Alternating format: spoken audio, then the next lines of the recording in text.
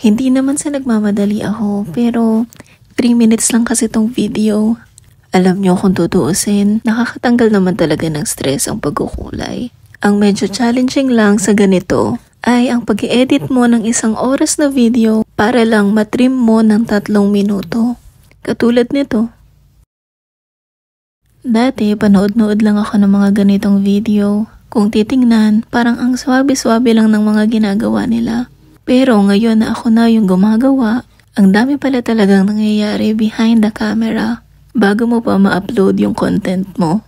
Hindi naman ako nagre-reklamo kasi obviously ginusto ko naman to.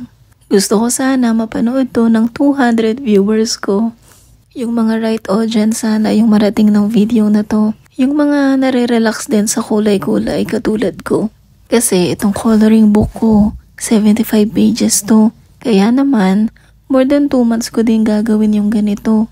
Tingnan natin kung mapapanindigan ko. Kasi naman, sa totoo lang, hanggang ngayon, hindi ko pa rin talaga alam kung anong gusto kong gawin sa buhay ko.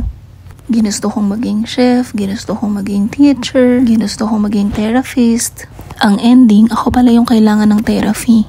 Charing. Pero sana normal lang yun, no? Na kahit 25 ka na, hindi mo pa rin talaga alam kung anong ginagawa mo. 25?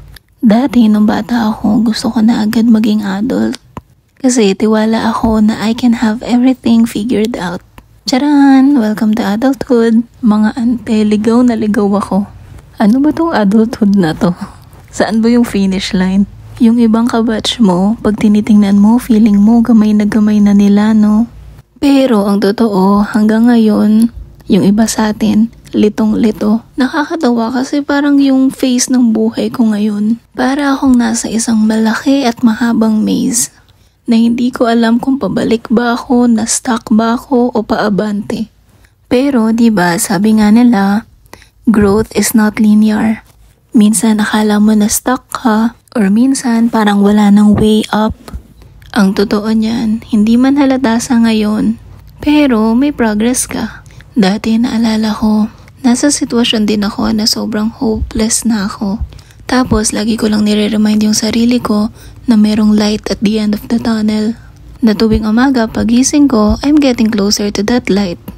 And true enough, meron naman talagang light. Minsan, kailangan lang talaga nating pagdaanan yung tunnel para mas ma-appreciate natin yung liwanag. Hindi naman kasi talaga posible na maliwanag lang palagi. Kaya if you are in the same situation, mahirap man paniwalaan. Pero kasi ilang beses ko na rin naman naranasan, there is always light at the end of the tunnel. And I believe that we will all get there very soon. Mafi-figure out din natin ang way palabas sa malaki at mahabang maze na to. O siya, sabi ko sa inyo, 3 minutes lang to eh.